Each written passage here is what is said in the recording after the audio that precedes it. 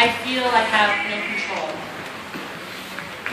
When we were at the airport getting ready to board the plane to come down here, there were all these families with little kids, little girls.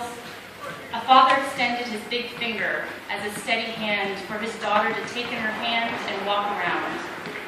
I went to tell Danny how sweet this was, and in that split second that I turned to tell him, I found myself crying and sobbed into his shoulder. He understands.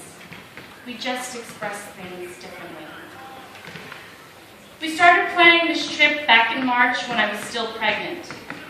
I would have been pregnant at that moment in time. This is how I dreamed it. And I lost my baby. We lost our baby. His parents and my mom lost their grandbaby. His siblings lost their niece or nephew. So did our friend's family. That is the truth. I don't have any physical indicators anymore to show that I was pregnant, or questions into my physical health, the easy questions. All I have is my own sadness, taking me to new heights and depths. I walk around every day now with my own shadow of darkness following me, living below the surface, simmering inside of me. Jane asks me what the triggers are, but I never know when it's going to happen. It just does, and I allow it to. I allow myself to feel. I allow myself to be free. I am free. And in achieving this freedom, I see in these difficult weeks, this is another transformation. I keep changing, becoming new people, emerging from multiple cocoons, shedding old ways and taking on new ones. But I've been here before. I've said these words. This is all familiar, and I'm awake. I've been wanting to write a blog post for days, and art comes when it comes and when you make time for it. I announced the title of this post to Danny, and he said, "Why don't you tell us how you really feel?" And that's why I love him, and that's why he loves me. So let me explain. It started as Fuck Bikinis, Bras, and Shaving, because yes, I am on vacation in the land of the sun, and when you go to the beach, you wear a bathing suit and most often a bikini. Now, even before I knew I was pregnant, I was taking a spirit bath, before I started calling them that, and said, when I'm pregnant, I'm not going to shave anymore. In fact, I'm starting now. I had read that the actress Busy Phillips stopped waxing because she wanted her little girl to look at her and know that grown women have hair on their vaginas. I want to be a role model to whoever was going to be born, one that allows their body to be natural and to be free. But there was one thing I was going to cut: the hairs on my head. I also decided in that space and time when I was weeks pregnant but had no idea that this long in the middle, shaved on the sides is the hair I've been wanting for years. And even though I love it right now in its shortest stage, I will also love it when the middle grows long. I want to have a long mane of hair when I am laboring and joyfully giving birth to our rainbow baby. And so, here I am, presented with Naples, Miami bikini season, and here is my futuristic, postmodern, post-misogyny, hairy body. And I've got dilemmas. I am comfortable with the leg, cooch, and armpit hair, but I don't know how to navigate these waters on a closed beach with my husband's family. I know that society thinks it's ugly because I've thought the same. Well, I would love to wear what I've brought and let it all hang out. I feel like a parody of this offensive SNL skit I once heard, which goes, "I'm Helga, the German waitress with the very long armpit hair." "Oh, Helga, your armpit hair is in my suit." "Oh, sorry."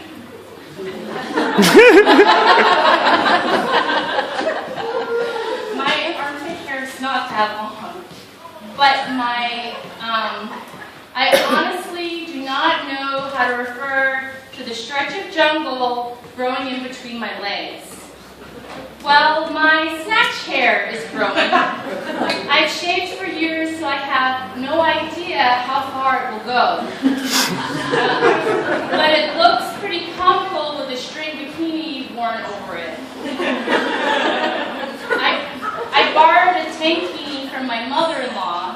Mine were oddly stretched out and the string bikini top, no, and wore little hot pants over the bottoms.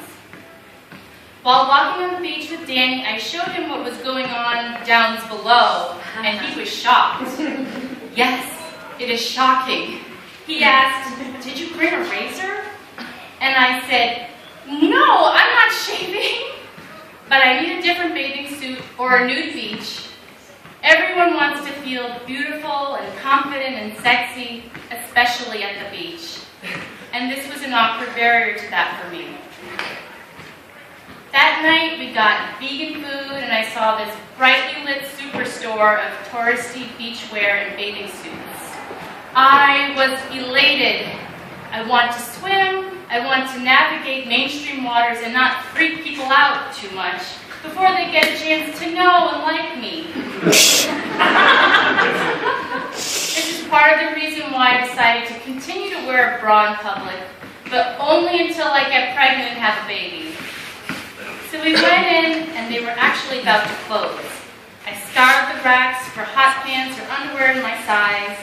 This place runs so small, just like American Apparel, that I got a large but needed a non-existent extra large. Danny helped me find matching tops, and it's all a hot mess, running around, time against me, bathing suit tops not fitting. I definitely tested Danny's patience, as I do every day, but not his love, he said. This is why we love each other. And I got my hodgepodge bikini, blue hot pants underwear bottoms that conceal the vajayjay forest, and a Bordeaux top that's easily adjustable, won't let my boobs fall out, and has palm trees on it. I did have some crazy revelations in the race to try them on. Shopping for bathing suits or jeans or bras is one of the most horrible experiences for a female body person, at least for this one. Regardless of how skinny you think other people are, or how people often refer to me, I am not skinny. I have a lot of curves that do not fit into skinny people clothing. I was at a lefty party once, and a weird girl approached me and said, "You have a womanly figure." So there you go. I have a womanly figure. But don't we all? Anyhow, I tried on these hot pants, which are electric blue and so comfy and cover up the comically offensive hairs. And then I start criticizing myself because I've got this muffin top thing going on. I think, oh no. Not long after, I realized the irony of wanting to be free and getting something to cover up that freedom, only to be ashamed that my body doesn't fit into these freedom pants. So I said to myself, if I can deal with this muffin top, so can everyone else. It has to be less culturally unacceptable than the growing terrain beneath it, and the store is closing and we gotta go. We come back to the incredibly fancy hotel, just chill there. I finally get my Bloody Mary, and it's more perfect than my fantasy because it's me, Danny, his vodka tonic, and our legs in a hot tub. I submerge into the hot tub for a while and go swimming in the pool. I lay on my back there staring at the stars, at bright Mercury, or is it Jupiter? Danny knows.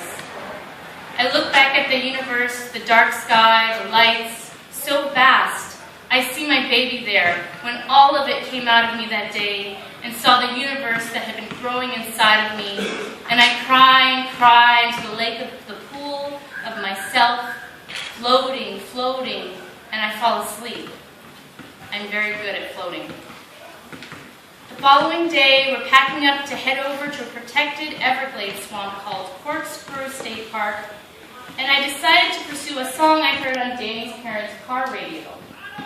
The song is Roar by Katy Perry. As I was packing, I listened and watched the music video and found myself sobbing. This video spoke directly to me with lyrics like, "You're gonna hear me roar like a lion." And I went from zero to my own hero. I kept watching and playing the whole thing until it wouldn't make me stop anymore, which was about 4 to 5 times. That is now one of my mantras. I went to read about it and discovered another related song, Brave by Sarah Bareilles. She sings, "Say what you want to say and let the words fall out. Honestly, I want to see you be brave." Last night between 2 and 4 a.m., I listened to many versions of this song, a duet with Carole King, melded with her song Beautiful, and 1, 2, 3 different videos of people dancing to this song. Then I went into the living room and danced there. Coupled with the temporary film therapy, therapy with a social worker, bereavement groups, and support from friends, family, these are my song mantras. They make me stronger. I sing them in my head when I wake up in the morning. They help me to maintain my confidence in myself, living this life fully, leaning into the discomfort, the pain of the loss of losing this baby, this tiny life that was growing inside of me, and birthed a new dawn that is me, and knowing that I'm not alone, and I'm powerful, and I am weak, and there is courage in my vulnerability, because one can't exist without the other. They are all parts of me. All feelings are valid. All living things are valid, and we all deserve freedom.